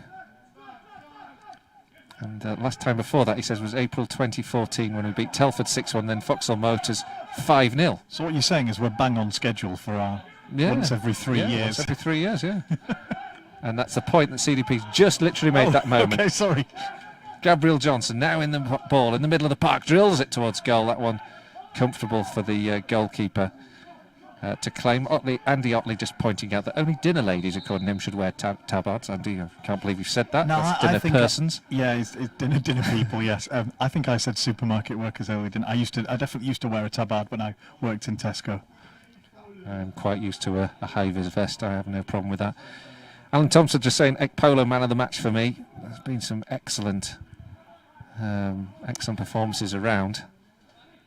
It's hard to see which one would be better. Polo has played brilliantly. I think George Cantrell's impressed as well. Not just when I was working in Tesco. There was a spell when I was a teacher, where if you were on bus duty, you had to put on high vis like you were an actual bus driver to go and stand out and watch the kids get onto the buses. That was pretty demeaning because you can imagine I just looked like a giant lollipop. Guys have the ball on the right-hand side. The cross comes in, and this time it's blocked, and it's going to be a Lions throw just up from the corner flag. I would think Mbeka will go across to take this one. Couple of updates score-wise. Boston have got a fourth, Jordan Thulis, and York are now 3-0 up against Chorley. Farsi have grabbed one back as well against Spennymoor, so it's now 2-1. Actually, it's Mark Houth who's coming across here. Did I read that as a throw, and it's actually a corner? It seems to be. It is a corner.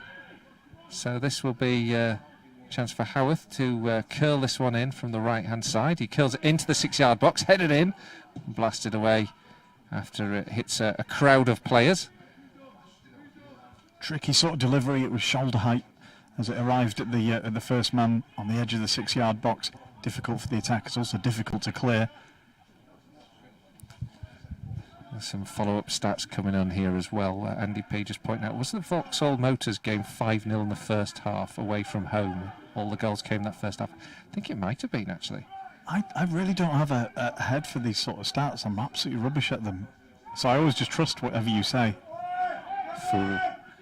Guys are trying to move the ball left to right inside the Blyth half. They lose out this time. Gillen collects. He's going to chase this one down to the edge of the area and get a shot away. Takes a deflection, almost falls into the path of Ryan. It doesn't find its way through though.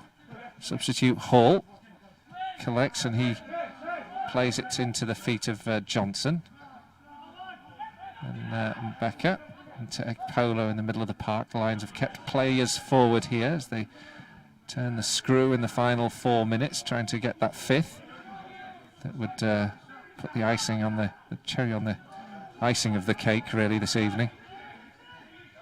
And Mbeka, Ekpolo, and Cantrell just holding on to the ball. The momentum, the urgency, the pace of the game has really dropped in the last 15-20 minutes really since the substitutions were made. Well, we're playing with one centre-back at the moment and Dan Cowan on the right wing and George Cantrell at 10. Hall, square, and a long-range drive will come in from Ben Sharif. It bobbles in front of the goalkeeper who has to react just enough to get something on it to turn it behind for a corner kick. Ben Sharif stepping up from the back and he really drilled that one from distance. That would have been a candidate for improbable goal of the season, wouldn't it? Now Guiseley take the corner short and then played across to Cantrell. Ekpolo, edge of the 18-yard box, out to the right-hand side. And Ben Sharif follows it up with a stumble and knocks the ball out of play for a goal kick. It was an interesting shot, the one that he took. It as you say, it was awkward for the goalkeeper, mainly because of where it bounced in front of him. Otherwise, it didn't have a great deal of pace on it, but goalkeeper had to make a scrambled save. We need a fifth. We're not top of the league anymore. Oh, really? Yeah, Boston are ahead of us. It's top of the table clashes, as Dave just pointed out. That will be first v second. Yeah. I'm not the only one expecting our goal difference to be almost neutral after that game, am I? Yeah, I'm realistic. This is a temporary blip. Guys, with the ball now. Hall up to the halfway line. As with so much of 2020, this is just a temporary situation. Polo forward. Guys, in possession of the ball, but not really finding an incisive ball forward at the moment. They can't quite find the urgency to launch it into the box to find another goal. It's more careful, collected build-up play, resulting in a few teasing balls forward, and a number of those have just repelled, but there's no outlet for Blyth because they're down to 10 now. Just trying to have some damage limitation, really. Hall, who steps up, loses the ball under his feet. Counter-attack could be on here. Thompson will collect. Johnson trying to challenge. Thompson keeps going for Blyth, goes to the angle of the penalty area, crosses, blocked by Bencherif. It'll be a corner for the visitors in the last minute of normal time. Howarth also being named as man of the match by RC Lyon. That's initials, by the way, in case you think I'm being derogatory about him. The corner on the right-hand side, Blythe's last late chance, maybe just to grab a consolation goal. With plenty of players forward now. The Lions, everybody back in the box, no outlet whatsoever. This one goes in towards the near post. It's cleared.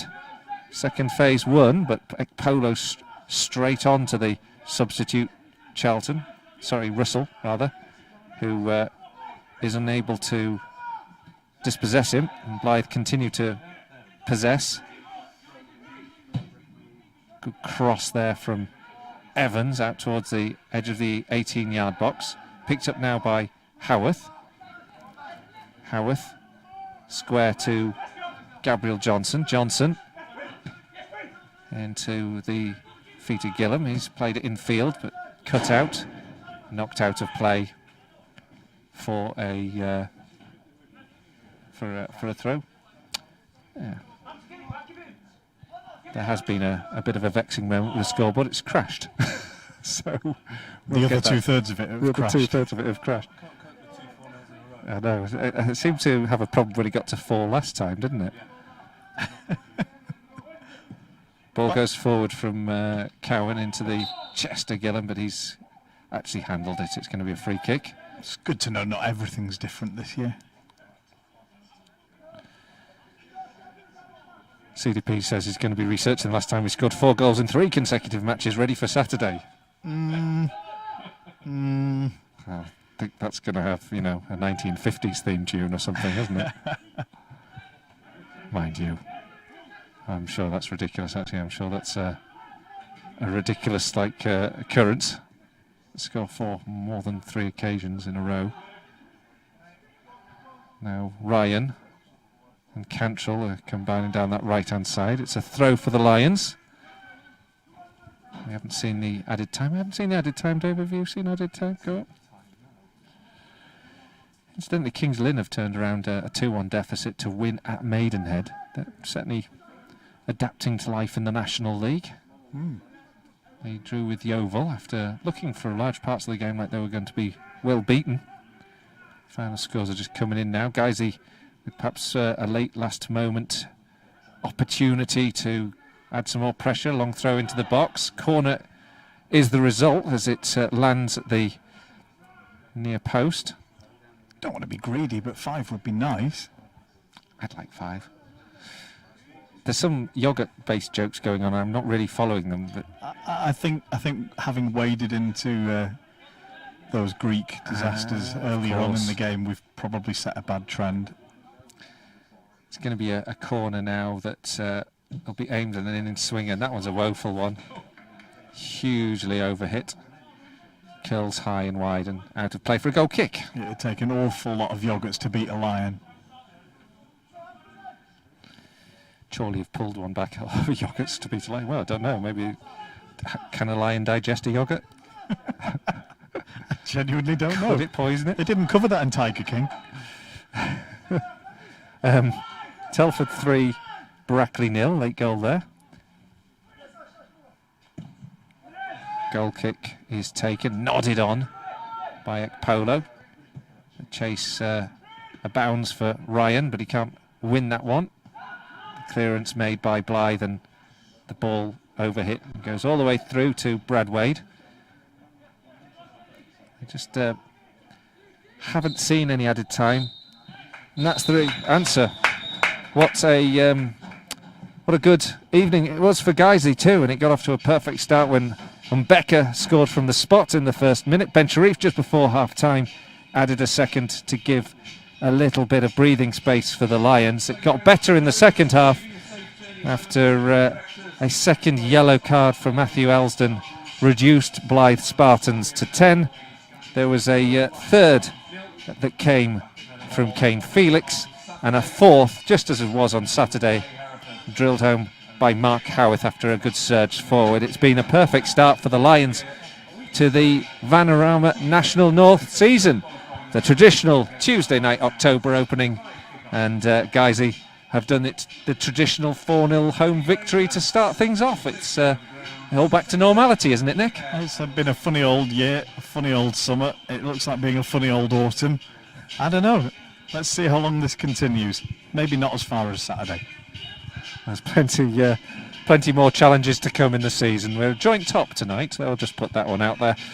Long may that last. And a trip to Boston awaits on Saturday. It's going to be a different challenge, hasn't it, to what tonight? Blyth haven't got out of the rock blocks at all tonight, and we've had a good advantage, a good start to the game, but this Blyth side will probably get stronger as the season goes on, and they iron out some of the cracks in their formation inside as well. Well, let's not minimise the extent to which Blyth made it difficult for themselves tonight. Yellow card in the opening minute of the game, yellow card in the opening minute of the second half, then you're down to 10 men, and from there, relatively plain sailing. So Guiseley have played well, they've performed well on the night, they've shown loads of energy, loads of